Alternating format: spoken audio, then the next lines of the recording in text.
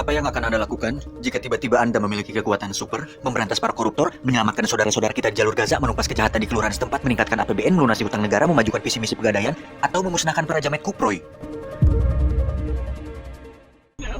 No! We get out of here! Dude, no way!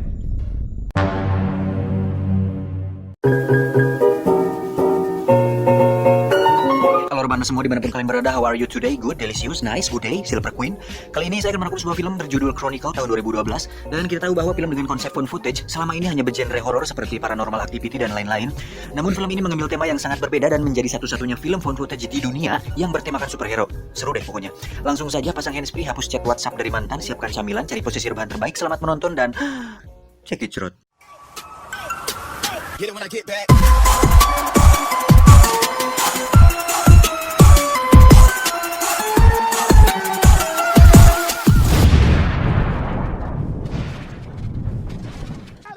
Sebagai gambaran awal, film ini akan mengisahkan 3 orang pemuda yang tidak sengaja mendapat kemampuan super layaknya superhero dunia seperti Saras 008, Panji Manusia Milenium, dan Super Dede.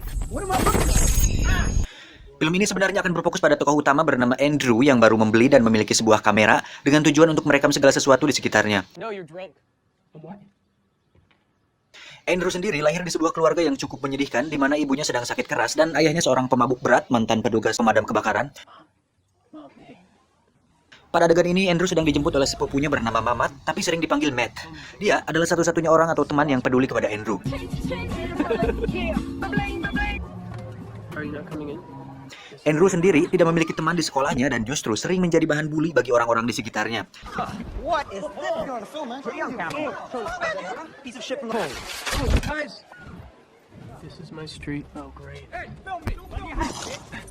Saat di rumah, Andrew pun mengalami perlakuan yang sama di mana ayahnya sendiri seringkali berbuat kasar kepada Andrew.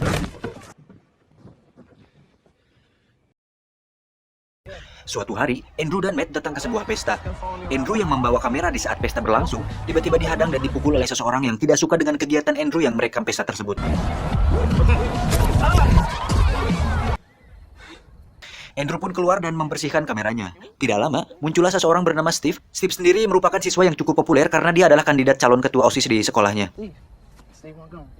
Saat itu Steve meminta Andrew untuk merekam sesuatu yang ditemukannya bersama Matt di sebuah hutan yang tak jauh dari sana. Mereka menemukan sebuah lubang di tanah yang sangat misterius. Lubang tersebut mengeluarkan suara yang cukup aneh yang membuat kamera Andrew mengalami gangguan frekuensi semacam glitch.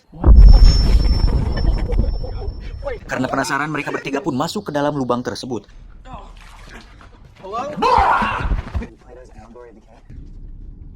Ternyata di sana terdapat semacam batu kristal raksasa yang menyala. Saat Steve menyentuhnya, tiba-tiba kristal tersebut berubah warna dan hidung Steve seketika berdarah. Frekuensi yang ditimbulkan kristal pun semakin kuat dan kamera pun mati.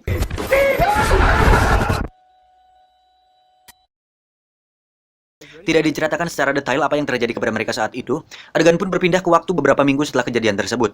Mereka terlihat sedang bermain bola dan tengah menguji sesuatu. Entah apa sebabnya, setelah kejadian itu, mereka ternyata tidak sengaja mendapat kemampuan semacam telekinesis di mana mereka mampu mengendalikan dan menggerakkan sebuah objek tanpa menyentuhnya. Wow!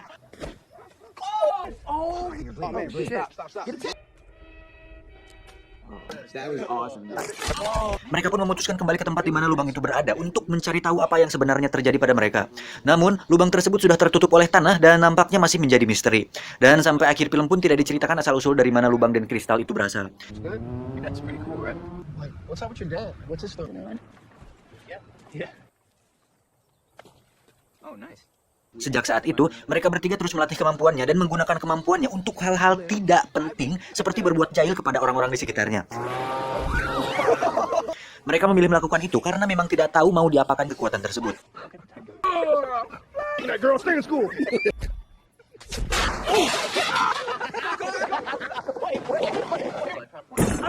Oh, snap. Like I said, I actually did want to be a police officer. Seriously? Oh, come on, that is so messed up. It was a failed attempt, though.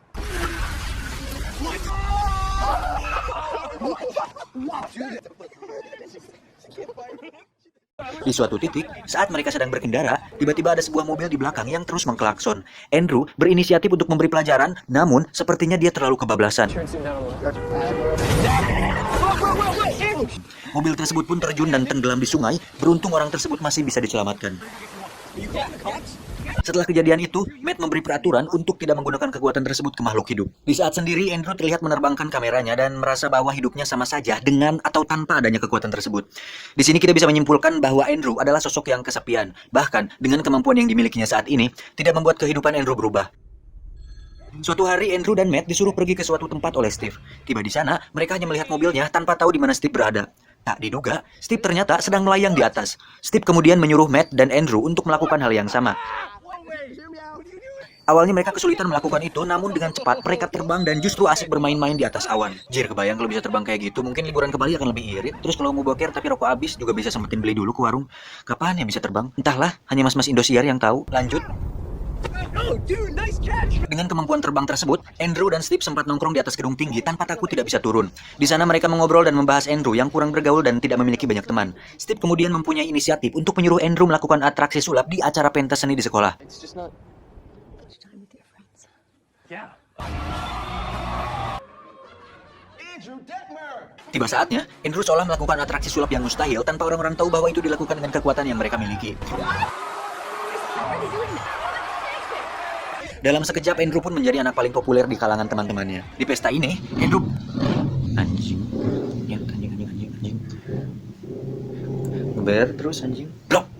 Di pesta ini, Andrew bahkan mendapat seorang wanita yang mau melakukan pengencerotan bersama dirinya. Tak diduga, ini menjadi awal mimpi buruk bagi mereka bertiga. Andrew yang kebanyakan minum, ternyata muntah tepat di tubuhnya si wanita. Hal itu dengan cepat menyebar ke semua orang dan menjadi bahan olok-olok teman satu sekolahnya. Get out! Drew, what's your problem? Andrew yang pemurung pun semakin dibuat terpuruk setelah kejadian tersebut. Bahkan saat di rumah, Andrew menggunakan kekuatannya untuk melawan ayahnya yang pemabuk itu.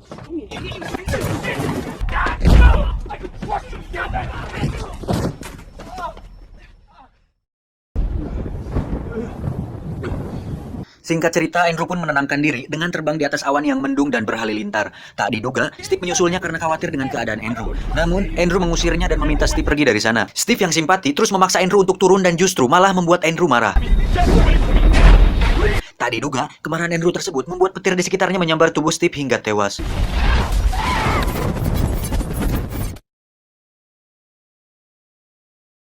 Steve pun akhirnya dikebumikan dengan diiringi lagu JKT48. Jir, dulu waktu nonton ini saya kesel banget sama toko si Andrew ini. Dari awal sampai akhir film gak bisa gitu dikasihaninya tuh. Kurang simpati apa coba si Matt sama si Steve. Sekarang Steve malah tewas sia-sia. Loh! Setelah pemakaman selesai, Matt menanyakan perihal kejadian yang sebenarnya. Tapi Andrew justru menghindar dan menyuruh Matt untuk menjauh darinya. Tuh kan, bagong emang si Andrew ini. Believe me, Steve. This thing. Dari situ Andrew berubah menjadi sosok seperti psikopat yang dianugerahi kekuatan super. Di sekolah, Andrew pun mendatangi anak yang suka membulinya dulu. Lalu, dengan kekuatan yang dimilikinya, Andrew mencabut gigi si anak tersebut. Sejak saat itu, Andrew pun menjadi lebih kuat dari sebelumnya dan menjadi paling kuat di antara yang lain. Di sisi lain, penyakit ibu Andrew semakin parah karena tidak mendapatkan obat dan tambah diperparah dengan perilaku ayahnya yang tidak bertanggung jawab atas pengobatan ibunya. Andrew pun memutuskan untuk mencari uang sendiri untuk membeli obat ibunya. Dia memakai seragam pemadam kebakaran milik ayahnya dulu dan berencana untuk mencari uang dengan caranya sendiri. Tak diduga Andrew menghampiri para preman di sekitar rumahnya yang dulu sering mengganggunya. Andrew melumpuhkan satu persatu dari mereka dan mengambil uang yang mereka miliki.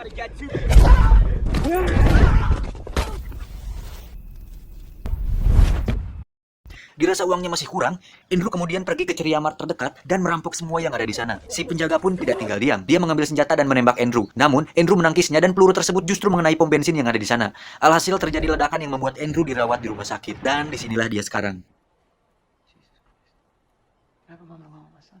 Tidak lama ayahnya pun datang. Dia nampak terlihat bersedih. Namun, bukan karena Andrew. Tetapi, ayahnya justru menyalahkan Andrew atas kematian ibunya yang telah diberikan obat. Si ayah yang emosi kemudian teriak-teriak di depan Andrew yang sedang terbaring koma. Tak disangka, ternyata Andrew sadar. Dan tiba-tiba...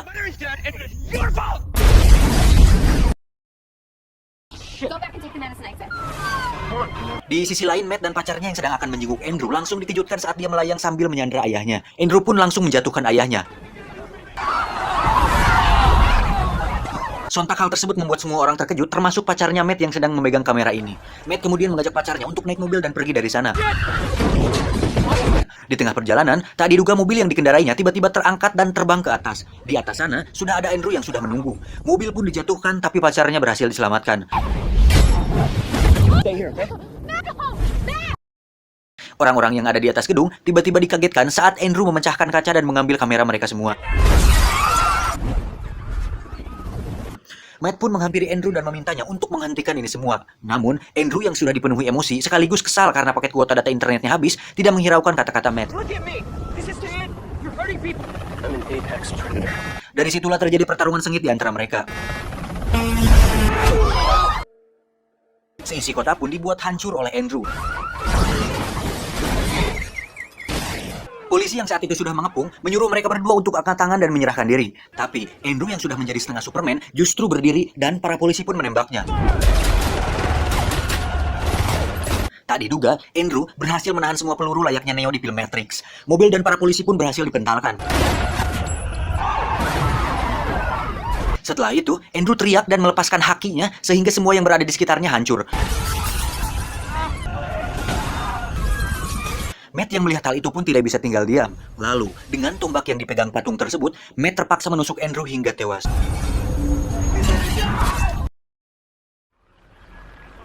Matt pun terbang dari sana. Di ending, Matt terlihat terbang melewati lautan pegunungan. Ternyata, dia memutuskan untuk menjadi My Trip My Adventure dan mendedikasikan itu semua untuk Andrew dan Steve yang sudah meninggal. Usut punya usut, dia sekarang bergabung bersama Avengers. Tamat. Ending yang cukup mengentangkan.